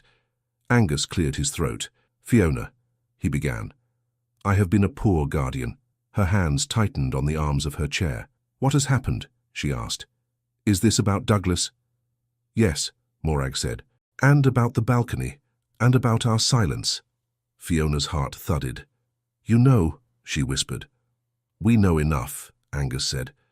"We cannot prove everything in a court, but we know that Douglas arranged the repairs. We know he argued with me that morning, saying you were unfit, that the estate needed you quiet. We know the craftsman vanished. We know we chose to accept the word accident because it cost us less in the eyes of the world." Morag's voice trembled. "We told ourselves it was providence," she said. "We told ourselves questioning it would do you more harm than good. We were wrong. We chose cowardice and called it prudence." Fiona stared at them. The room seemed very far away. "So it was not just rotten wood," she said. "We cannot say how deliberate it was," Angus said quickly. "Douglas insists he gave no order for harm. He may have thought a scare, a smaller injury, would be enough to prove his point. But he created the conditions, and we let him. That is the truth." Fiona looked down at her unmoving legs. They lay there silently, the same as yesterday, the same as every day since. But the story wrapped around them shifted. "I suspected," she said, "but I thought if I said it aloud, I would be the wicked one, the ungrateful niece who accused her own blood." "You saw more clearly than we did," Morag whispered. "Or rather, you refused to look away where we closed our eyes. You have more courage than either of us." Fiona's voice shook. "Why did you not tell me?" she asked.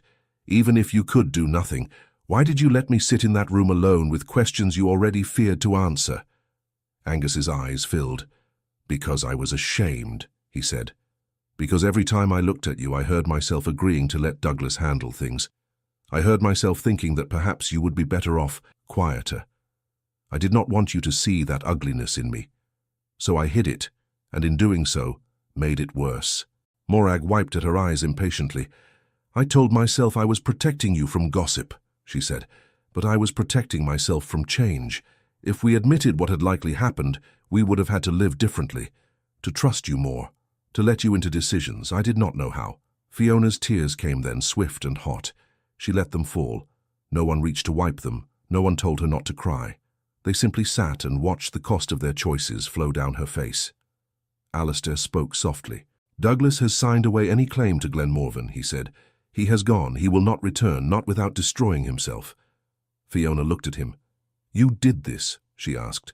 "We did it together," Angus said. "But yes, we would not have found the courage without his hand at our backs." She gave a wet, shaky laugh. "First he offers to be my legs," she said. "Now he lends you his spine." Morag almost smiled. "He is meddlesome," she said. "But in this, I am grateful." Fiona drew a long breath. "I do not know if I can forgive you yet," she said, looking at her aunt and uncle. "I think I will in time. I know you are weak, not wicked, but weakness can wound as deeply as malice. It will take time for me to learn how to be with you and not see the balcony behind your eyes." Angus nodded, tears slipping down his cheeks. "I will accept whatever you give," he said, "even if it is only politeness for a while. But there is something I ask," she went on, her voice gaining strength. "No more decisions about my life without me. No more closed doors. The estate is mine in heart, if not by law. I will not be kept in a corner while others decide what sacrifices I must make." Angus straightened. "You shall have a key to this study," he said.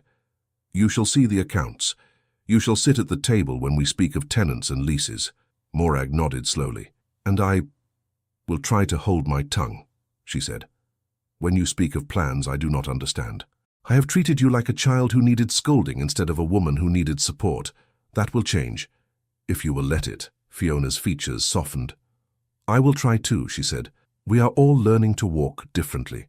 They sat together a while longer, the air no longer thick with secrets, only with sorrow and the beginnings of something new.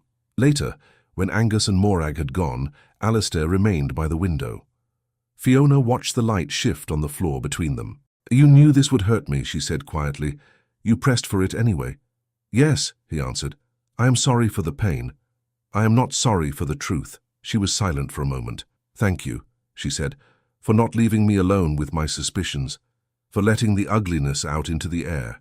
"I am the one who is grateful," he said. "You trusted me with your fear. That is no small thing." She studied him. "Douglas said you would ruin me by digging," she said, "that people would talk, that you would drag my name with yours into disgrace." "Douglas sees only the world he moves in," Alistair said, "where reputation is a mask and nothing more. I cannot promise there will be no whispers. People love a story with a fall, but I can promise that I will stand between you and as many of them as I can reach." Her hand smoothed the fabric over her knees. "You speak as if you have taken a vow," she said. "In my heart, I have," he replied. She met his gaze fully. "Why?" she asked. "You told me greater honesty today than many men give their wives. Why do you do this for me?" He did not look away. "Because somewhere between the first time I saw you hold yourself together while a room tried to shame you and this moment where you faced the truth without flinching, my concern for you became something more than justice," he said.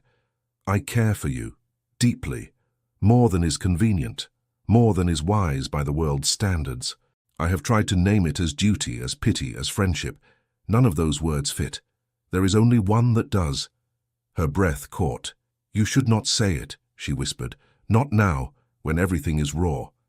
I am not ready to hear such things." "You are more ready than you think," he said gently. "But I will not press you. I only refuse to lie by omission. I love you, Fiona MacLeod. I know what that love will cost me. I have considered it and found it a price I am willing to pay." Tears welled again, different from before. "You say that as if it is simple," she said. "It is not simple at all," he replied. "It is the hardest thing I have ever allowed myself to know. But it is also the clearest." She shook her head slightly. "You are a duke," she said. "You have a title, lands, duties. People will expect you to marry a woman who can glide through ballrooms, manage a household with her own hands, bear children without needing help to rise from a chair. People expect many things of me," he said. "Most of them do not live my life. I do. And I am—" She looked down at herself. "I am a woman who must ask to be lifted into carriages, who cannot climb your grand stairs without help, who may never walk across a room to meet you, only wait while you cross to me. Do you understand what you're choosing?" "Yes," he said. "I am choosing the woman who sits before me, whose mind is sharper than any blade, whose courage has stood longer than many men's. I am choosing a life where I will need to think and plan, and make space for your wheels as well as my strides. I am not blind. I simply do not weigh those challenges more heavily than the thought of a life without you." Her hand trembled on the armrest. "I do not know yet what I can give you," she said. "I am still learning who I am now that the balcony is no longer a fog around me. I do not want to be something you carry as penance or a symbol of your goodness. I want to be your equal, even if I sit while you stand." He smiled, a slow, quiet smile. "You are already my equal," he said, "in all the ways that matter. As for what you can give me, your honesty, your company, your disagreement when I am wrong, I have no desire for a wife who nods and agrees. I have enough courtiers for that." She allowed a small laugh. "You are very stubborn," she said. "So are you," he replied. "It gives me hope." She looked at him for a long time, her eyes searching his face as if trying to find any crack in his resolve. "I cannot answer you today," she said finally. "Not fully. Not in the way your words deserve. My heart is full of too many things. Anger, relief, grief, a strange lightness. I need time to sort them, to see if what I feel for you can stand when the storm of this week has passed. I will not rush you," he said. "My declaration was not a demand. It was a fact. It will remain a fact tomorrow and next month and next year, whether you choose to return it or not." She reached out then, slowly, as if testing her own courage, and laid her hand over his, where it rested on the back of her chair. "Do not go far," she said softly, "while I am learning how to live with this truth." He turned his hand, and gently closed his fingers around hers. "I will go wherever you need me," he said. "Far, near, in the doorway, or at your side. Only say the word." They sat like that in the quiet parlor, their hands joined, the late light fading on the walls. The house felt different now, not larger perhaps, but clearer. The shadows had names, the secrets had been dragged into speech. For the first time since her fall, Fiona felt that the story of her life was no longer stopped on the balcony, hanging in mid-air. It had moved forward. The pain was real, but so was the possibility that waited beyond it. Summer crept over the highlands without asking permission. Days stretched longer. The air softened. At Glenmorven, small changes began to show, almost shyly. A ramp replaced the 3 stone steps leading to the front door. A lighter chair arrived from Edinburgh, its wheels smoother, its seat shaped to Fiona's back. Elspeth watched as Fiona tried it for the first time in the courtyard. "Well?" the maid asked. "Do you like it?" Fiona pushed the rims experimentally. The chair moved easily over the flat stones. "I feel like a ship given a better sail," she said. "I still cannot change the wind, but I can at least catch it." Alistair, standing near the doorway, smiled. "That is what I hoped," he said. "You ordered this?" she asked. "I merely paid the man who built it," he answered. "You are the one who will make it do something interesting." She turned the chair in a careful circle. "You are determined to make it impossible for me to remain in a corner," she said. "Yes," he replied simply. In the weeks since their conversation in the parlor, he had kept his word. He did not press her for an answer. He came often, but not every day. He wrote when he did not come. His letters spoke of the foundation they were planning, of tenants, of books, of odd little observations that made her smile. He did not repeat the words "I love you," but they lived behind every line. Fiona spent more time in Angus's study. The first day she wheeled herself in, he stood up as if a magistrate had entered. "You mean it," he said. "You truly wish to see the accounts?" "Yes," she replied. "Do not worry. I cannot make them worse than they already are." He laughed, the first easy laugh she had heard from him in months. Together they went over ledgers. She asked questions, practical and pointed. Why was this field left fallow? Why was this tenant behind? Why had they borrowed here instead of saving there? "I do not know," Angus said again and again. "I never thought to ask." "You are thinking now," she said. "We shall learn together." Morag caught them once, both bent over a sheet of figures. "Look at you," she said, hands on hips. "Two anxious owls. Give the girl a life beyond numbers, Angus." "I enjoy numbers," Fiona protested. "They do not lie unless someone instructs them to." Morag shook her head. "I suppose I shall have to become accustomed to a niece who knows more of the estate than I do," she said. "Be gentle with us old creatures. We are learning." "I am learning too," Fiona said. One afternoon, Alistair invited them to Strathmuir to see the work already begun on the charitable foundation. "It is not a grand event," he said in his letter, "only a gathering of those who will support it and a small ceremony to mark the beginning. I would like them to hear from you, not just from me." "From me," Fiona murmured when she read it. "He expects me to speak." "You can say no," Morag said. "He cannot command you." "I know," Fiona replied, but she did not say no. The journey to Strathmuir felt different this time. Her new chair fit more easily into the carriage, with some adjustments Alistair had arranged. When they arrived, a smooth ramp led to the front entrance, instead of the steep stone steps she remembered. "He did this for me," Fiona said quietly. "For others too," Angus said. "But yes, because of you." Inside, the great hall felt less intimidating than before. There were fewer people than at the Campbell gathering. Faces were kinder, eyes more curious than judgmental. A small stage had been set in one of the long rooms, not much raised, just enough for those at the back to see. Alistair stood at the front, speaking about dignity, work, and the need to see people as more than their bodies. "And now," he said, "if she will indulge me, I would ask Miss Fiona MacLeod to share a few words. She has taught me more than any book on this subject." Fiona's hands turned cold. Elspeth leaned down. "You do not have to," the maid whispered. "I do," Fiona said. "For myself, and for others who cannot be here." Alistair came down from the small platform and walked toward her, his hand resting lightly on the back of her chair. "May I?" he asked. "Yes," she said. "Be my legs for now." He pushed her gently to the front. When they reached the low rise, he paused. "There is no ramp," she murmured. "I did not plan to put you on it," he said. "You do not need a stage to be heard." She looked at him, then at the small crowd. "Very well," she said.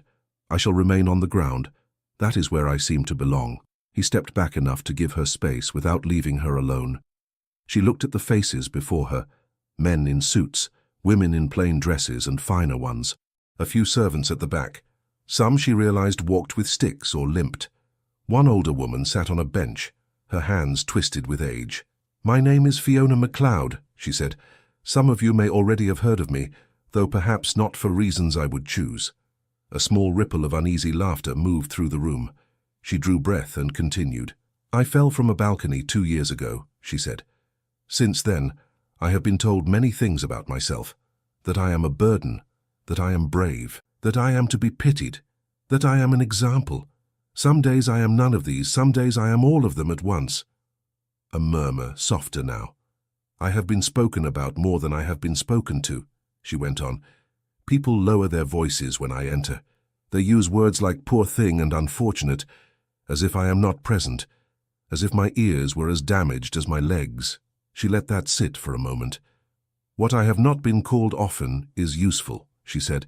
"Needed, capable. And yet my mind is the same as it was before I fell. My heart feels as much. My desire to do something with my life has not gone away simply because my feet no longer obey me." Alistair's gaze rested on her with quiet pride. "This foundation His Grace is creating," Fiona said, "is not charity in the sense of tossing coins to those less fortunate and calling ourselves kind. It is a way to say, we see you. We believe you still have something to give. We will make space for you to give it." She lifted her head higher. "Those of us who sit do not ask for pity," she finished. "We ask for paths we can travel, doors we can reach, work we can do. Conversation that does not end with such a pity but begins with, what do you think?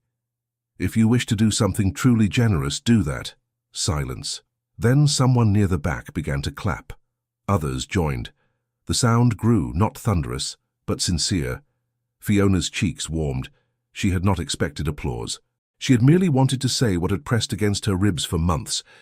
When the gathering broke into smaller conversations, people came to speak to her.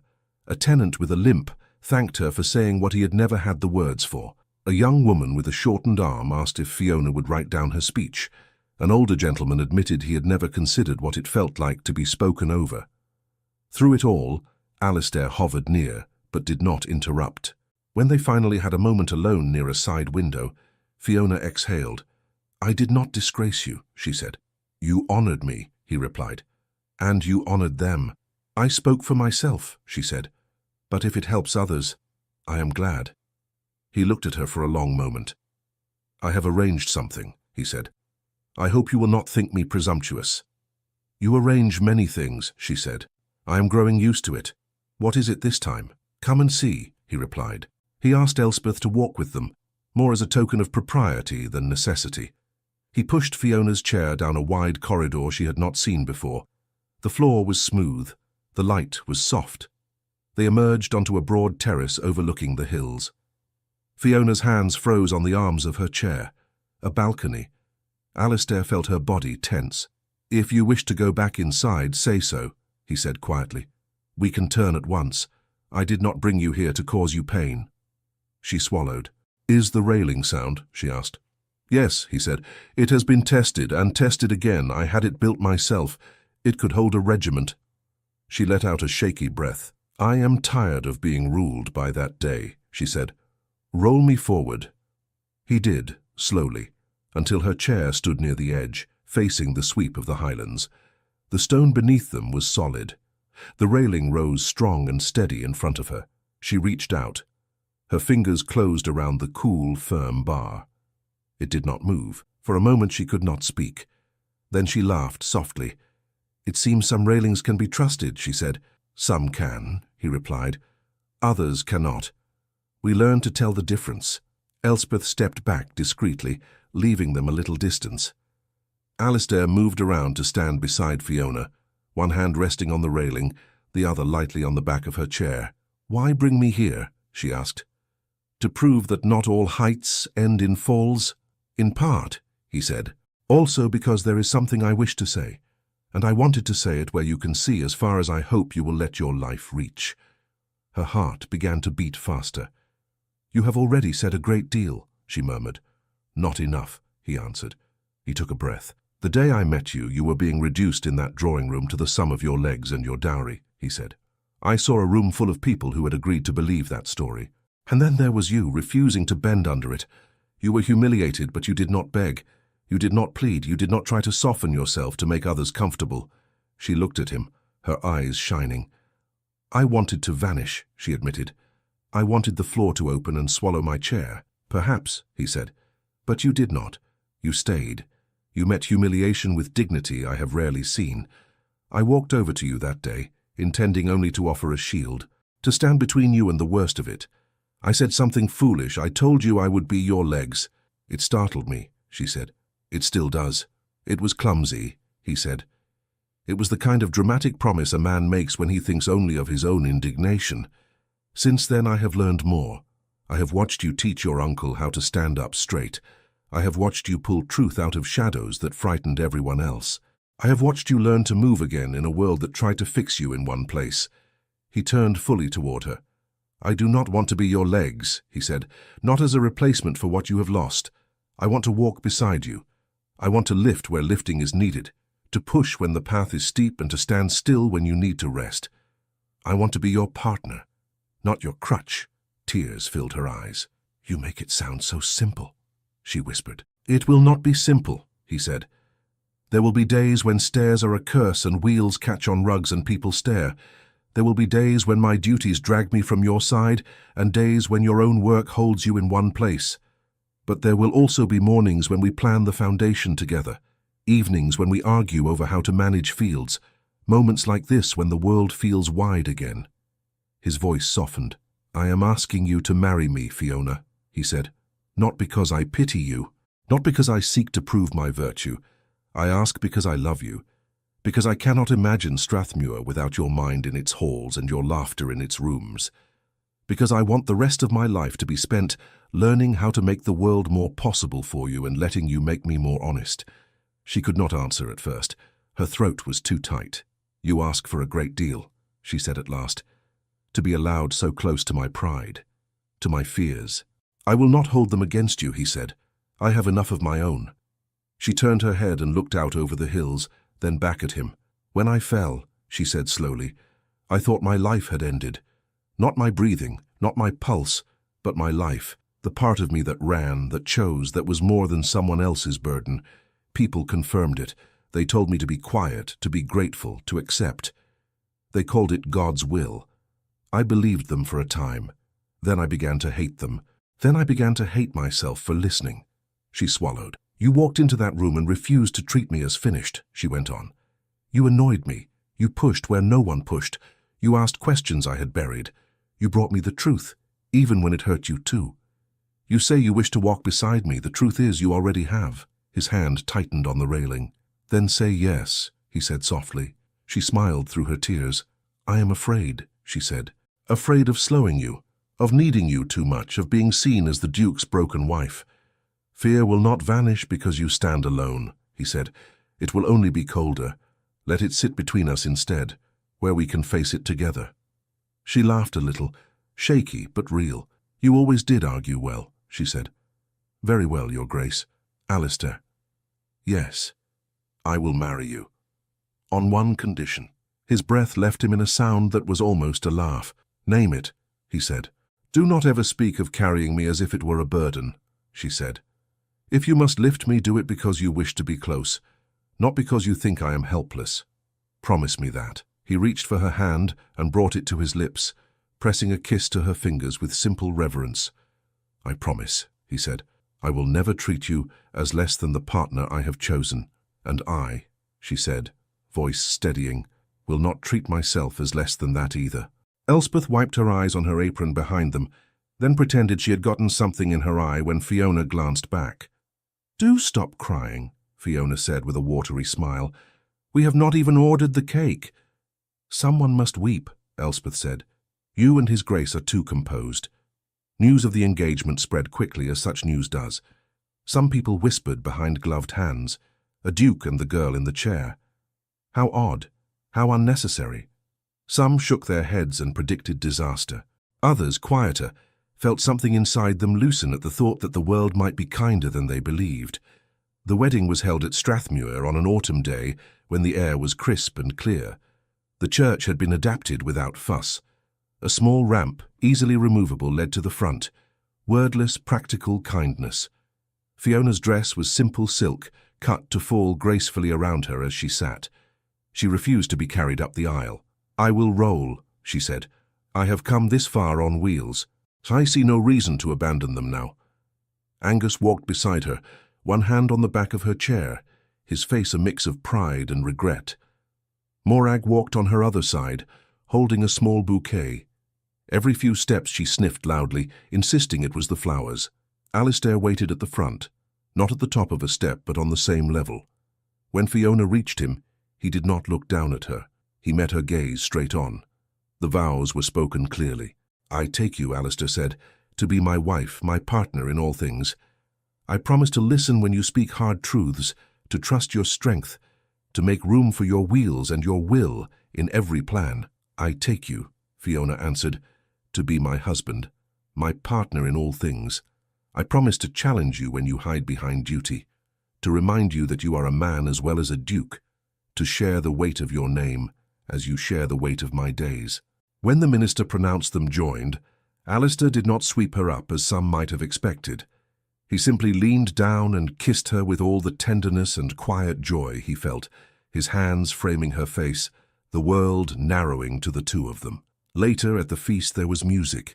Fiona could not dance in the way she once had, but she could move her chair in slow circles while Alistair walked beside her, one hand on her shoulder, the other in her hand. They laughed as they bumped gently into cousins and tables. "You have invented a new kind of dance," he said. "Let them copy it if they dare," she replied. Life after the wedding did not become a fairy tale. There were difficult days. There were moments when Fiona raged at her body, and moments when Alistair doubted his ability to be both duke and husband as he wished. There were thoughtless comments from strangers, awkward pauses, practical frustrations. But there were also quiet evenings in the study, two heads bent over foundation plans. Mornings when Fiona rolled onto the terrace, the one with the strong railing, and Alistair joined her with 2 cups of tea. Afternoons when they visited tenants together, Fiona listening to complaints and suggestions with the same seriousness as any laird. Children came, later than some expected, with more difficulty than others knew. They learned as they went how to place small hands on Fiona's lap, how to clamber onto her chair without rocking it, how to run ahead and then circle back. To them, the sight of their mother rolling through the halls was not a tragedy. It was simply home. Years passed. The foundation grew. Other houses installed ramps. Other families wrote to ask how to make space for sons and daughters who did not fit neatly into old patterns. Fiona answered every letter she could. People still whispered sometimes. They always would. But now, mixed in with the pity and the curiosity, there was something else. Respect. On a late afternoon, not unlike the first day he had brought her to that terrace, Alistair and Fiona stood there again, he standing, she seated as they had always been. The hills spread before them, touched by gold. "Do you remember," she said, "when you told me you would be my legs?" He smiled. "I remember realizing how inadequate that was," he said. "You were never legless in the ways that mattered." She reached for his hand. "You kept your promise," she said. "Not as I first feared, not as a savior dragging me along, as a man walking beside me while I learned how to move again." "And you kept yours," he replied. "You did not let me turn this into a story about my generosity. You made sure it remained our life, not my performance." She leaned her head briefly against his arm. "If someone had told me when I lay at the foot of that first balcony that one day I would sit here, married to a duke who listens when I speak and builds ramps when I complain, I would have called them mad," she said. "Then let us be mad together," he answered. Below them in the courtyard, Elspeth herded a pair of children toward the house. Their laughter rose on the air, careless and bright. Fiona watched them, then looked back at the hills. "It is strange," she said. "My life is smaller in some ways than I once dreamed. I do not ride across those fields. I do not dance at every ball. And yet it feels larger too. As if, in being forced to sit still, I finally saw how many paths there are that do not require walking. Alistair squeezed her hand. Perhaps that is what love does, he said. It does not erase our falls. It does not pretend they did not happen. It builds something firm where we broke, and then invites us to lean on it without shame. She turned her head toward him, eyes warm. I will lean, she said, and whenever you grow tired of carrying your title, lean back. I have grown quite strong sitting in this chair. He laughed softly. I know, he said. It is the safest place I have ever found. The sun slid lower. Shadows lengthened. Inside, lamps were lit one by one in the rooms of Strathmore, lighting windows like quiet promises. Out on the terrace, a woman in a chair and a man at her side looked out over the world they had chosen to build together, their fingers intertwined, standing not on the edge of a fall, but on the solid ground of a love that had learned how to live with truth and still choose joy. Thank you so much for listening to this story all the way to the end. We hope it moved you as much as it moved us while telling it. We'd love to hear your thoughts. Leave us a comment telling us where you're listening from and what you liked the most. Rate this story from 0 to 10. What score would you give it? If you enjoyed this story, don't forget to subscribe to the channel and leave a like as a show of support. That really motivates us to keep creating and sharing more stories full of emotion and life lessons. And before we go, we want to remind you that an exciting and heartwarming story recommendation will appear on the final screen. If you'd like to enjoy it, just click on the video. Thank you once again for being here, and we'll see you in the next story.